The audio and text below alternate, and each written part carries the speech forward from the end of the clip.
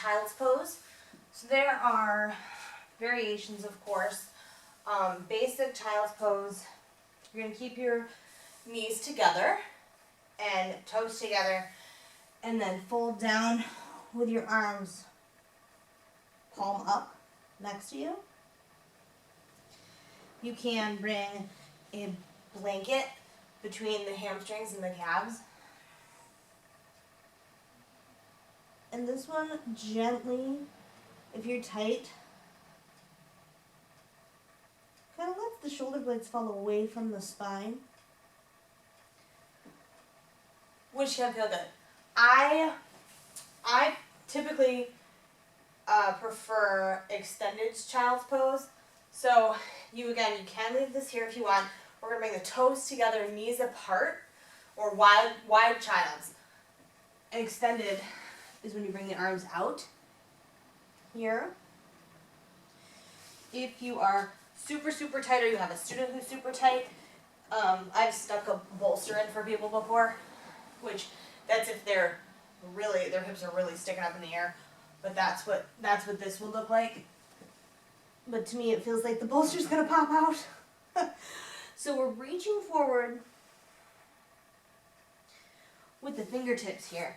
And you can notice too, as you repeat this pose, you're gonna get more ability to lengthen that tailbone and almost tuck it a little bit.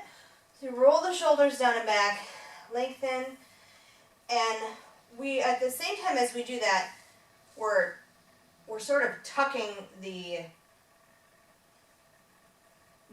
ASIS, or the anterior superior iliac spine, those pointy hip points in the front. You're sort of sucking the belly in and tucking them. So we're widening here. We're going to come into extended child's pose. So we are stretching the low back.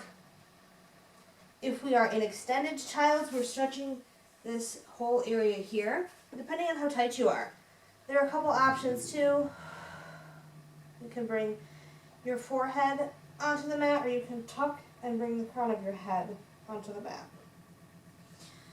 There are, of course, more choices. You can really make this pose active if you choose to, by really, really grounding down through that outside edge, the pinky edge of the hand.